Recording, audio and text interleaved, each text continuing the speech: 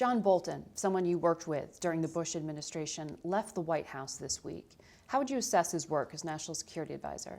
First of all, I think John is a great intellect. I think he cares deeply about the country. He has strong views. But John, I think, did a good job in trying to bring different perspectives to the president. I know that there were sometimes disagreements, apparently. Everyone has said that. But the National Security Advisor has to be the kind of air traffic controller for the president and help to bring together the Secretary of State, Secretary of Defense, and others to get the president's agenda done.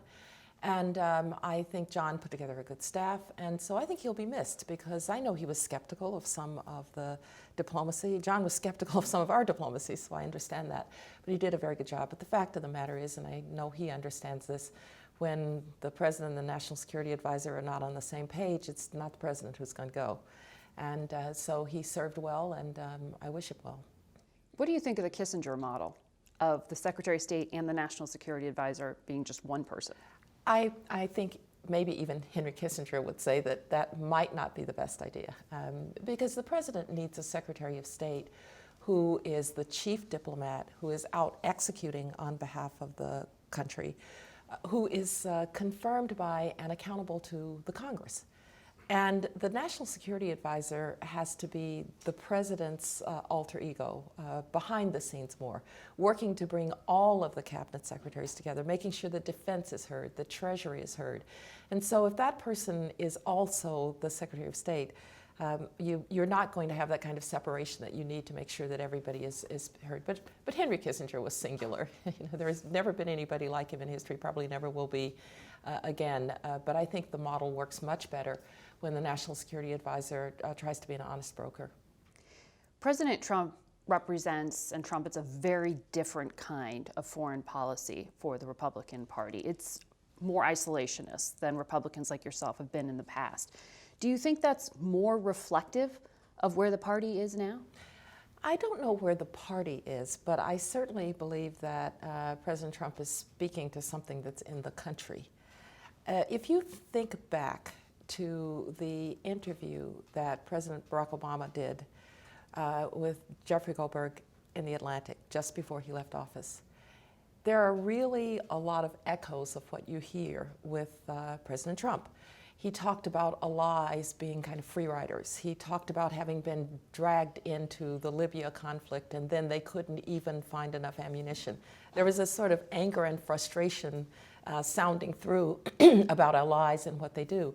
And so this has been coming for some time, probably a little bit of exhaustion with the wars and terrorism and vigilance. I once said that to President Bush. I said, I think people are tired. But the fact is, the American people have kind of two impulses simultaneously. One is, we're tired of those burdens of leadership. Can't somebody else do it? You hear that echoed by President Trump and earlier by President Obama. But they also don't want to see Syrian babies choking on nerve gas. They don't want to see people beheaded on TV, as ISIS was doing. They don't want to see Vladimir Putin laying waste to his neighbors, or Venezuelans starving because they have a bad government. And so what the president has to do is to activate the part of America that wants to continue to lead. And sometimes I think you get that from this administration. You certainly got it on Venezuela. But it is different language than we've heard from the more internationalist wing of the Republican Party. But remember, this has roots that go back to Pat Buchanan and others. So that strain has always been there in the Republican Party, too, of a little bit more isolationism. Is there an identity that defines Republican foreign policy now? I don't know if there's an identity that defines foreign policy in either party. The United States is going through a transformative period in which we are leaving one era, the era in which the United States emerged really the sole superpower after the end of the Cold War. We're now facing new challenges to the system that produced that outcome, the system that was set up in 1945 with institutions like the International Monetary Fund, the World Bank, NATO. These were all institutions that got us to the end of the Cold War. Then there was a period of having to deal with terrorism and the attacks that we had the anniversary of on September 11th. Now we're facing all of these new challenges. What do you do about cybersecurity? What do you do about ungoverned spaces where terrorists train, but where you can't go in directly? What do you do about the rise of great powers like China? What do you do about the efforts of a declining power like Russia to disrupt the international system? The problems are different, and I think we're going to have to come to a new consensus about what really principles are going to guide American foreign policy. I hope that there will be some echoes of the old principles, that America is going to be involved, that without the United States, the world is a more chaotic place. I hope that those principles will involve patience. One of the things that we talk about in a book that I've just done on To Build a Better World with my co-author Phil Zelikow is that we were patient. For 45 years, we stayed in Europe until Germany unified in 1990. Mm-hmm. We've been patient on the Korean Peninsula, keeping the peace there so that the South wouldn't be overrun. Patience has served us well, but we're feeling now impatience. So I hope that that will be a part of the new consensus, and I hope we will continue to believe in free markets and free peoples. It's served us well to do so in the past. In the book, To Build a Better World, you say you wrote it because you think the world is drifting towards another systemic crisis. Is this a warning? I hope it's a bit of a wake-up call. When we see the rise of what we've called the four horsemen of the apocalypse, populism, that says, don't believe in those institutions, you go around them directly to the people. Well, there's some dangers in that. When you see the rise of what I'll call nativism, I think saying it's nationalism, for Americans, nationalism is not a bad thing. It's not bad to be proud of, patriotic toward your country. Nativism, though, pits you against them. When you see isolationism, when you see protectionism growing, the whole idea that the international economy is better if people trade, if countries trade freely, when you see that under attack, I do think we're drifting toward a systemic crisis. And so what we wanted to say is, let's remember the diplomacy that was so successful to get us to what might have been even unthinkable, the peaceful decline and death, really, of the Soviet Union, the unification of Germany completely and totally on Western terms, the liberation of Eastern Europe. Those are events of a lifetime, epochal events. And so to go back and look at that is to say, let's remember the principles that got us there as we're about to go through another period of upheaval. But those four things you just outlined sound a lot like what defines Trumpism. But it's not just what defines some of the president's policies, America First, for instance. It defines a lot of what you're hearing across the world. It defines what you're hearing in Great Britain with Brexit. It defines what you hear from the five-star movement in Italy. It defines what you hear in Brazil with Bolsonaro. So the question is, why are we getting this response? And elites can't sit back and say, oh, you're just wrong. Mm-hmm. There has to be some self-evaluation of how late-stage capitalism is dealing with some of the new challenges. When you tell the unemployed steelworker in Pennsylvania or the unemployed coal miner in West Virginia, oh, I'm sorry, globalization really was good for you because you can buy those cheap goods now at Walmart. That message isn't getting through. Perhaps instead you have to think, how are we going to actually match the job skills to the jobs that are available in the new economy? What are we going to do about the pressures of automation on low-skilled workers? The European Union has a quite different problem. How are they going to determine what the proper balance is between what Brussels does, mm-hmm. the unelected bureaucrats in Brussels of the European Commission, as people sometimes derisively say, and what nations are supposed to do? Because it turns out that people want to be European, but they also want to be Polish and British and German. And so the system has produced a lot of gains. But those of us who believe in it can't just bury our heads in the sand and say, oh, it all worked perfectly. It didn't. Do you think Republicans are doing enough to push back against those four horsemen?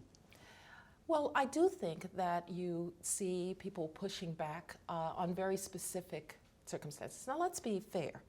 When it comes to some foreign policy issues that I was dealing with a decade ago, you have to give the administration credit for having taken them on. North Korea. Nobody's been able to solve the North Korean problem. I don't have a problem with how they're going about that. I would say that on Iran, they're pushing back correctly on an Iranian regime that is the most dangerous and disruptive regime in the Middle East. Should President Trump meet with President Rouhani? I have no problem with negotiating with the Iranians. I was the one who set up negotiation tracks with the Iranians back in 2006. But you have to do it when the conditions are right. One of the problems, I think, with the Afghan negotiations, potentially with the Taliban, is not a question of do you ultimately have to sit down with all parties. But when you have a negotiation that looks like the Taliban is not going to even recognize the legitimate democratically elected government of Afghanistan, not going to recognize the Constitution, now you have to step back and say, is this time really to negotiate? When you're negotiating from a position of strength, as I think we would be with the Iranians or with the North Koreans, because the sanctions have weakened those economies, that's fine. When your partner or your adversary thinks that they have the upper hand, which I think the Taliban thinks, because they think we want to get out so badly, we'll take anything, then I think you have to stop and say, this may not be the time to negotiate. You mentioned being out of touch, the elites being out of touch. In the book, you write 2016 should have been a wake-up call. You fault many people, including journalists, for being out of touch. Has that message been received? Do you think that the lessons have been learned? I was struck after 2016 with what I'll call the anthropological approach to common people, quote unquote, both by academics and journalists who suddenly wanted to go and find out what do those people think who might have taken a chance on a more populist president who had never actually even, his first job in government was president of the United States. And it was a sense that there was something different about them than the rest of us. I have a sense that we're still not quite capturing what it is that is the problem. And I think there are two problems. One is economic opportunity, and that goes to job skills. We can't, and by the way, we can't have any more third graders who can't read, 8-year-olds who can't read. So it goes to the education system. But there are also some cultural divides. When I hear people put down people because of their religious values, or put them down because they are not a part of the kind of global elite that looks at the world as sort of one big world, I think we've got some work to do to bridge those differences, to get back to a kind of common American narrative that really believes that it doesn't matter where you came from, it matters where you're going. And I don't think that work has really even begun yet. I think there are people who are beginning to think about how that might work. But there probably is going to have to be some soul searching first about what has produced this division between elites and the people. Are you concerned at all that the Republican Party might be moving away from that big tent identity? And you worked in the Bush administration, tried to bring Hispanics into the party. Right. So it seems when you're describing the things like nativism, et cetera, that that's the opposite. We have a problem in both of our major parties. Now, I'm a Republican, and I'm going to work to make sure that I do everything that I can to make the Republican Party at what you've called a big tent, which means that you unite anyone who has what I think are core values of the Republican Party when it's been its most successful. A belief in the American role in the world as one that is stabilizing. Even if one does not want to believe that the United States ought to be on the front lines every time, you can believe in alliances and the ability to work with allies. I want to have an America that stands for people who are voiceless. When you see people in the streets of Hong Kong, or when you see Iranian dissidents, you want them to know that America stands for the view that no man, woman, or child should live in tyranny. I want a Republican Party that does believe that an international economy doesn't have to be zero-sum game. If you grow it doesn't mean that I can't grow. So there's some basic principles, and I'll continue to work to see that those views are voiced. But this is not a Republican-Democratic problem. This is how our long-standing political institutions, including our parties, going to respond to some very different challenges. I would say, for instance, on education, I like where Republicans are. I like the fact that we stand for school choice. I like the fact that a lot of Republicans believe in vouchers for poor parents and poor kids and for charter schools so that kids can get out of failing neighborhood schools. I don't understand the argument that I can send my kids to good public schools because I live in a really expensive neighborhood, or I can send my kids to private schools because I can afford to do it. But oh, if you're a poor parent, I'm going to trap your kid in a failing neighborhood school. So on education, I actually think the Republicans are in a better position than the Democrats. So this isn't a Democrat-Republican issue. This is a question of how are all of our political institutions going to deal with these very big problems. But given that you're writing this book as a warning in some ways, do you think that the president needs to be taking more care on those issues when he discusses race and when he discusses immigrants? I do, and I've said I think that particularly from the White House, you need language that recognizes how raw race is as a factor in America. I grew up in segregated Birmingham, Alabama. All right, I understand race and racism and the like. But I'm going to tell you, Margaret, I think that we could all be better in the way that we deal with this very raw nerve, which is race. I think it's time to stop labeling each other's and using explosive terms like she's a racist, he's a racist. That stops the conversation. Right? When you say that, that's meant to stop the conversation. And we need to have a conversation. We also need to, and I say this very often to my students, identity is a wonderful and marvelous thing. I am tremendously proud of my ancestors who survived the horrors of slavery, came out of it, and by the time of my grandfather were being college educated. I'm tremendously proud of that legacy. But I also know that identity has to be something that you don't use against others. Mm-hmm. And so to the degree that we are breaking ourselves into ever smaller groups with ever larger senses of grievance and ever different narratives, I don't think anybody is doing very well at helping us to navigate this extraordinarily difficult minefield of race. I want to ask you about Russia, since you are an expert. The U.S. reportedly had to extract an asset from Russia who had informed on the Kremlin interference in 2016. Do you think that President Trump is taking this threat seriously enough? Well, I'm not going to speak to the extraction issue, and nobody should have. Mm-hmm. Let me be very clear. It was irresponsible to talk about the extraction of an asset. I don't know the story. The CIA has pushed back on that story. But when one starts talking about assets, you're putting people's lives in danger. And so I think it was irresponsible to talk about that. When it comes to Russia and the threat itself, Vladimir Putin has clearly decided that he needs an enemy, and it's us. And I actually think when you look at the policies, and yes, some of them have originated in Congress, not in the White House, the sanctions regimes that are in place are actually having an effect on the Russian economy. So I don't think, and by the way, the Trump administration is the one that armed the Ukrainians. The Trump administration is also the one that put heavy brigades, following on Obama administration work, heavy brigades with Americans in Poland and the Baltic states to say to Vladimir Putin, no further.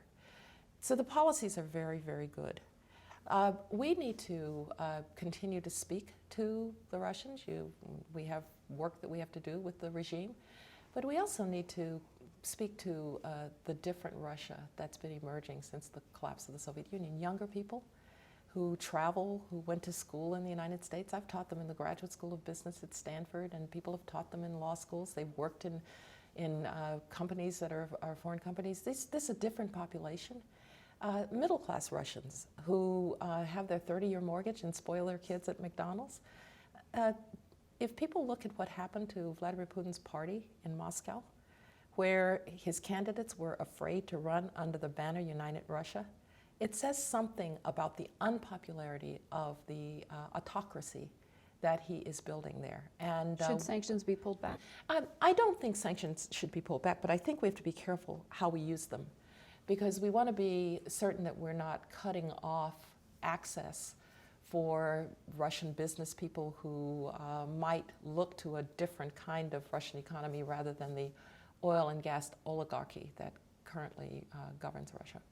I'm being told that we are out of time, but as we leave it there, will you ever run for office? No, thank you very much. I know my DNA. I'm happy as a professor. Thank you very much. All right, Madam Secretary, thank you for the time. Great to be with you.